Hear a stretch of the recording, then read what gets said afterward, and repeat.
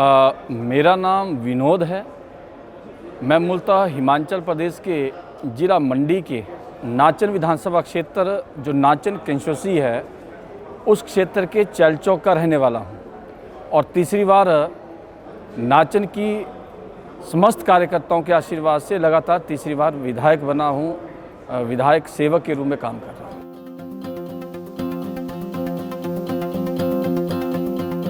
मैं आपको कहना चाहूँगा कि हिमाचल प्रदेश का जो हमारा नाचन विधानसभा क्षेत्र है वो भौगोलिक दृष्टि से पहाड़ी क्षेत्र भी है, मैदानी क्षेत्र भी है और बहुत बिखरा हुआ विधानसभा क्षेत्र है।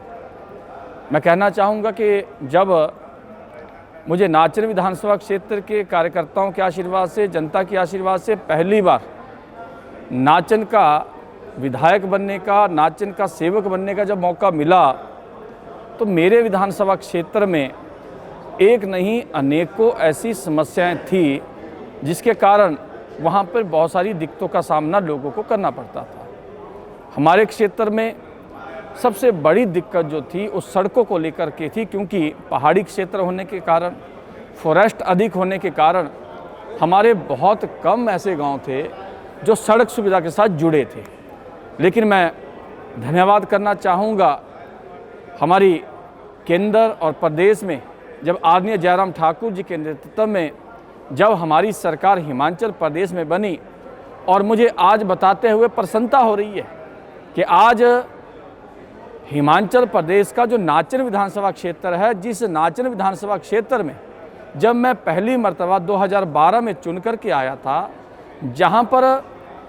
60 से 65% ऐसे गांव थे जो सड़क सुविधा के साथ नहीं जुड़े थे, हमने अपने इस कार्यकाल के दौरान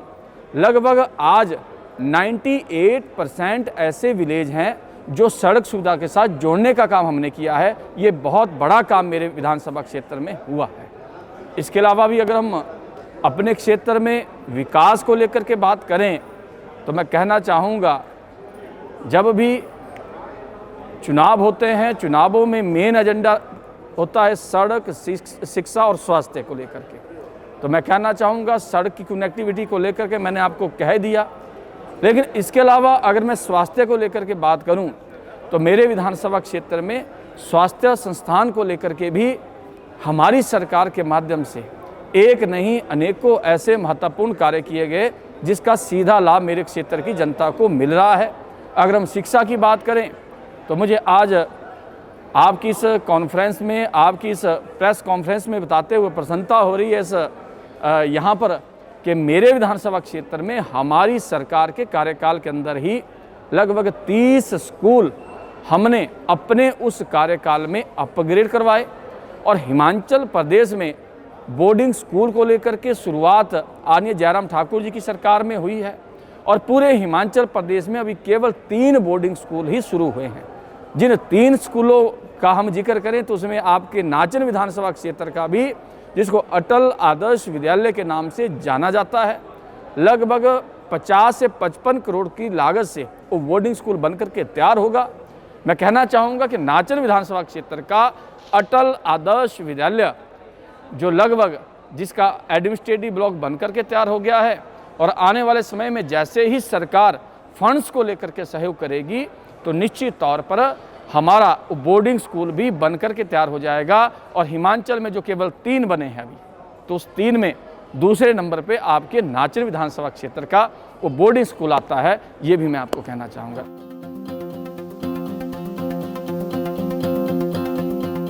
मैं कहना चाहूँगा कि एनएलसी की तरफ से बहुत बेहतर प्रयास यहाँ पे किया गया है। अभी हम आते आते चर्चा कर रहे थे कि वैसे तो अभी हमारा तीसरा टेन्योर है और तीसरे टेन्योर के साथ मिलाकर के हमारा 11वां साल चला हुआ है राजनीति के अंदर एक एज ए विधायक के तौर पर। लेकिन हमने आज से पहले कभी भी इस तरह का कि कॉन्फ्रेंस या इस तरह का सेमिनार आज से पहले ऑल एमएलएस को लेकर के नहीं देखा है। मैं कहना चाहूँगा एक बहुत बढ़िया शुरुआत की गई है और हम तो आते आते ये भी चर्चा कर रहे थे कि पूरे देश भर के अगर सभी एमएलएस को एक जगह पर, एक प्लेटफॉर्म पर बैठ करके कहीं पे चर्चा करनी हो अपने विषय को लेकर के, लोकतंत्र को लेकर के, तो इससे अच्छा मंच नहीं हो सकता। और हम ये भी जिक्र कर रहे थे कि अगर हम, जैसे अभी एक अच्छी शुरुआत हुई है, तो हम तो ये भी बात कर रहे थे कि साल के एक बार अगर हर बार इसी तरह की कॉन्फ्रेंस की जाए, इसी तरह के सेमिनार किए जाए, तो सभी एमएलए आपस में बैठ करके पूरे देश को लेकर के चर्चाएं आपस में कर सकते हैं, ये मैं कहना चाहूँगा।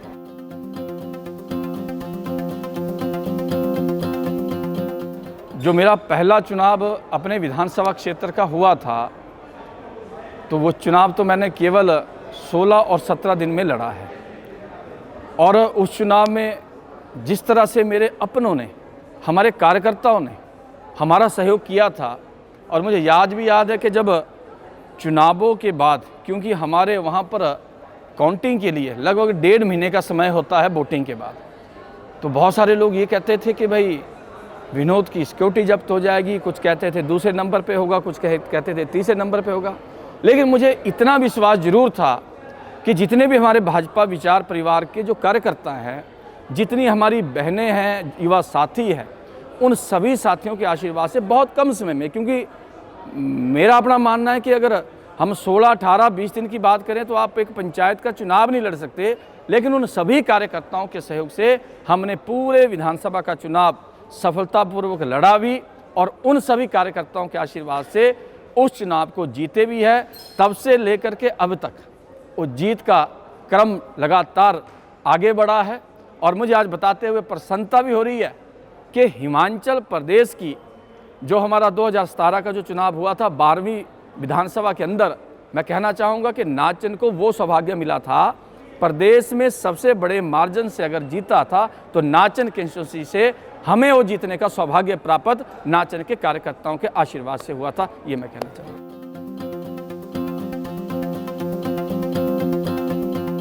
मेरे जीवन का मेन मूल तंत्र की जो आपने बात कही है, हमारा लक्ष्य को लेकर के आपने बात कही है। जब हम स्कूल में होते थे, कॉलेज में होते थे, तो जब हमारा कोई प्राइज डिस्ट्रीब्यूशन का फंक्शन होता था, स्पोर्ट्स एक्टिविटीज़ होती थी, तो जब कोई नेता आते थे तो हम उन नेताओं को देखते थे, और जब उन नेताओं को देखते थे, उनसे कोई प्राइज़ लेते थे, तो हम भी एक सपने को लेकर के चले थे कि हम भी कभी इस मुकाम तक पहुंचेंगे और अपने क्षेत्र से संबंधित जो भी समस्याएं होगी, जिन समस्याओं को लेकर के मैंने आपसे पहले ही जिक्र किया है कि हमारा मूल मंत्र, मूल तंत्र और हमारा मेन लक्ष्य यही था कि नाचन विधानसभा क्षेत्र में मेरे क्षेत्र की हर जनता को हर सुख सुविधा मिले, इस बात को लेकर के ही हम लोग आगे बढ़ रहे हैं। यही मेरा मूल मंत्र है, और यही मेरा मूल तंत्र है, और यही मेरा लक्ष्य है।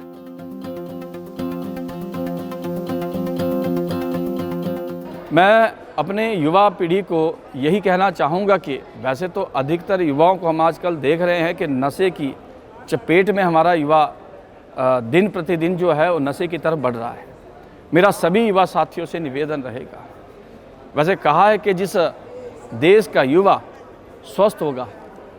तो निश्चित तौर पर वो देश आगे बढ़ेगा। तो मेरा युवा साथियों से निवेदन रहेगा, हर व्यक्ति राजनीति में आए ये संभव नहीं हो सकता। हर व्यक्ति, ये बात सही है कि आजकल के समय में बच्चे बहुत अच्छा कर रहे हैं पढ़ाई के क्षेत्र में। हमारे समय में 60-70% अगर मार्क्स आ जाते थे तो बहुत बड़ी बात होती थी, लेकिन आज के समय में बच्चे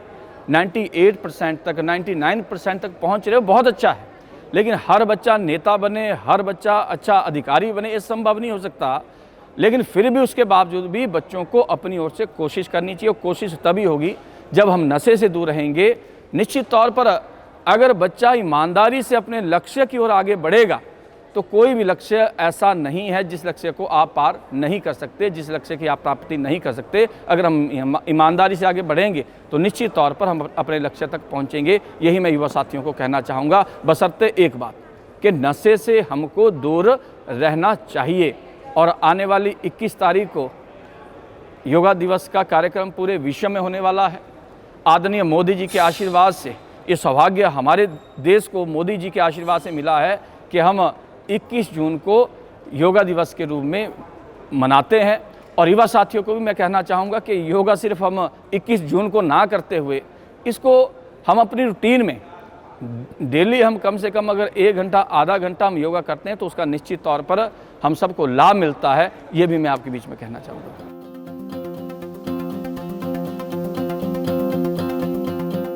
हमारे लोकतंत्र की सबसे अच्छी विशेषता यही है कि हम लोकतंत्र के अंदर रहते हैं, जहाँ भी हम अपने विचारों की अभिव्यक्ति कर सकते हैं, अपने विचारों को प्रकट कर सकते हैं। और मुझे लगता है कि जो लोकतंत्र हमारे भारतवर्ष में है, उस तरह का लोकतंत्र पूरी दुनिया में कहीं नहीं मिलेगा। तो मैं कहना चाहूँगा कि जो लोकतंत्र हमारे देश के अंदर,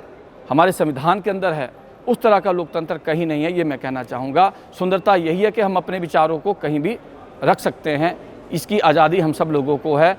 चाहे छोटा है, बड़ा है, गरीब है, अमीर है, अपने भाव व्यक्त हम लोग कर सकते हैं। यही हमारे लोकतंत्र की खूबसूरती है।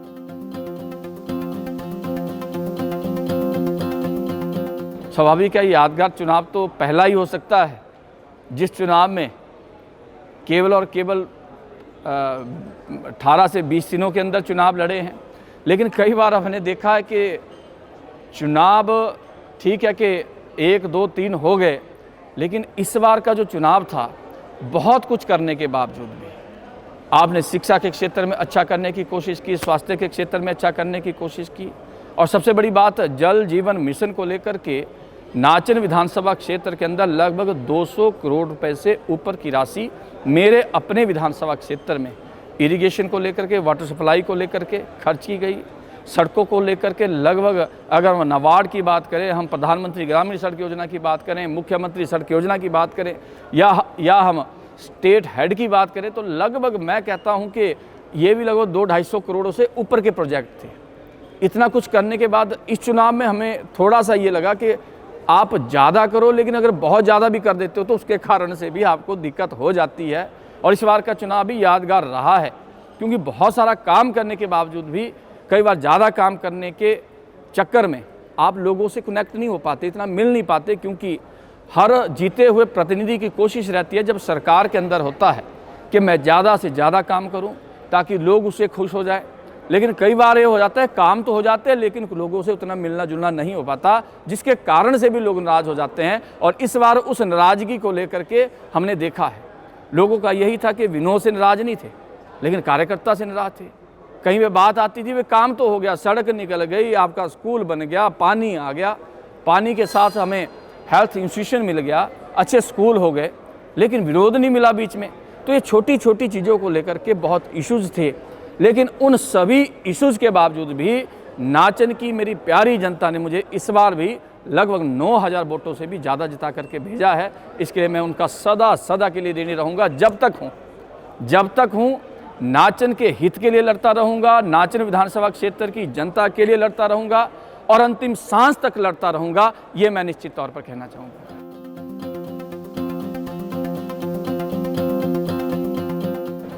जब आप राजनीति में चले जाते हैं तो व्यक्तिगत जीवन खत्म हो जाता है। फिर आपका लक्ष्य एक ही होता है कि नाचन विधानसभा क्षेत्र की जनता वही आपका परिवार है, क्योंकि वही आपकी फसल है, वही आपका परिवार है। फसल ठीक कैसे रहे, वो परिवार कैसे ठीक रहे, उसको लेकर के ही दिन रात उसी सवाल को लेकर के ही, उन सभी चीज़ों को लेकर के ही हम लोग आगे बढ़ते रहते हैं और कोशिश करते हैं कि अधिक से अधिक समय हम नाचन विधानसभा क्षेत्र की जनता के लिए दें, उनके कार्य के लिए दें।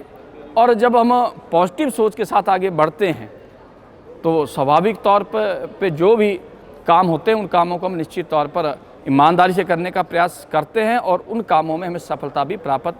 होती है, ये मैं कहना चाहूँगा।